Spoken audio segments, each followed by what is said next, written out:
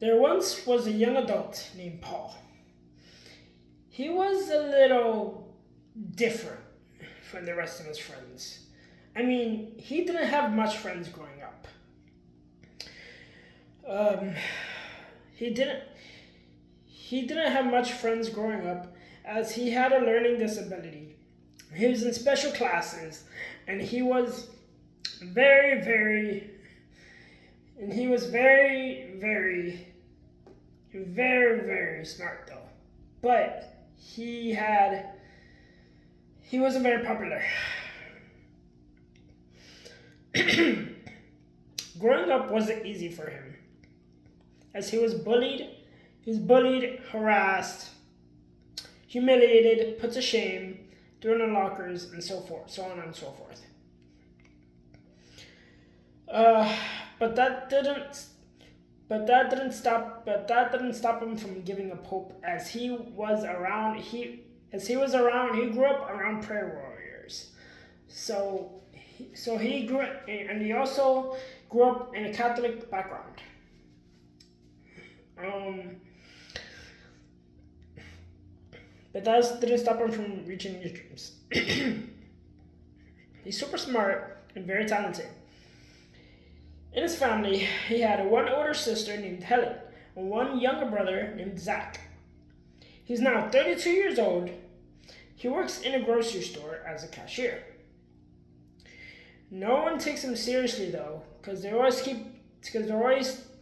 assume that, because they always mock him and assume that he's a little kid. He acts like a little kid. No one takes him seriously in general. His siblings were straight A honor students who are super smart, leaving him in the shadow of his siblings. And he looks up to his siblings a lot. He looks up to his siblings a lot. But unfortunately, his siblings always look down and talk down to him, leaving him very, very discouraged. But he will soon learn one faithful Sunday morning that he will feel like that he felt like an outcast before going to church. Before going to church, he talked to his family about it, but they talked down to him, and then they just kept emotionally scarring him with words. He held back the tears as per usual and just tries to put on a face to try to keep on trucking. But he tries to hang on that glimmer of hope as he always does. He always has a heart for his community. He always likes to see the good in people, but he always tries to see the good in people and always tries to help others, even when he can't help himself.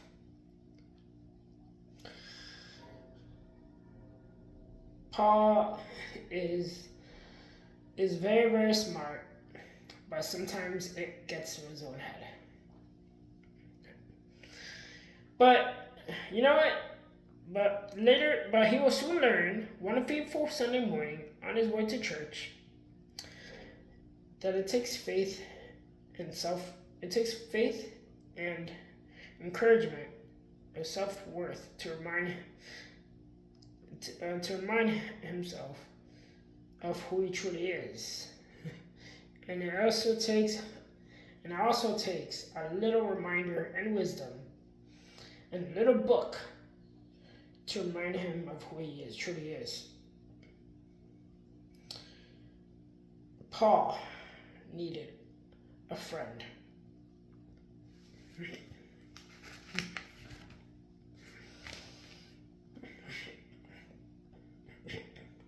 So, when Paul went to church, he heard the pastor talk about community and feeling alone and loneliness and feeling left out, feeling like an outcast.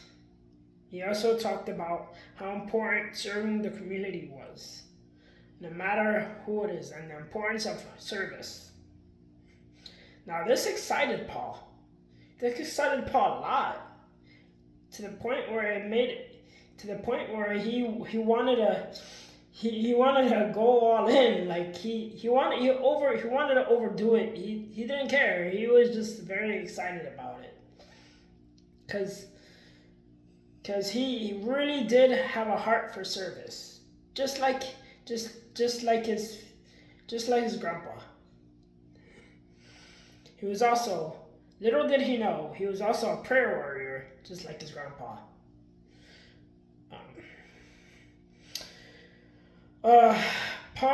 So when he heard about the message about serving his community, Paul knew in his heart that he had to do it. Because while the world treated him poorly, and even if the world gave up on him, there's one man that did not. And soon he would realize that it was Jesus Christ. So even if the world treated him poorly, he heard a small voice telling him to kill them with kindness, and to serve them, and to love his enemies, and to kill them with kindness, and to turn the other cheek. He always felt like he didn't belong. Like one of the cool kids, he felt like he didn't belong anywhere, not even in his home. Since every person that he cared about and loved constantly persecuted him. And constantly made fun of him, even his family. And they felt like he was a burden. Made him feel like he was a burden to others. So he did everything he could to get them to like him, to seek validation, to want to be liked. So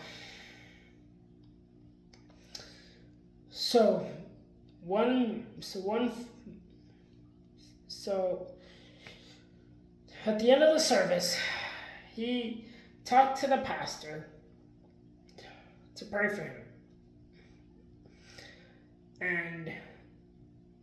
And the pastor looked at him. The pastor was a very charismatic guy, and he really had a heart for his church, but also more importantly for God. So he looked in his eyes, and he saw that he really needed a prayer. He really needed prayer. So he also felt in his spirit that he needed to pray for him. So he did. So as he was praying for him, Paul felt the spirit inside of him, and he just, without Paul telling him anything, he just prayed and prayed and prayed. And as he was praying, Paul felt a tear streaming down his cheek. And Paul felt very seen. And Paul, for the first time in his life, he felt like he belonged. And he got to know. So the pastor told him, as he was done praying, the pastor told him a little bit about who Jesus was, the essentials of who Jesus was. And that's when, for the first time in a long time, Paul knew who he truly was. He didn't feel alone. He felt like he felt like he was seen, like God saw him. So God knew, God knew who he was. God raised him up and holded him in his arms.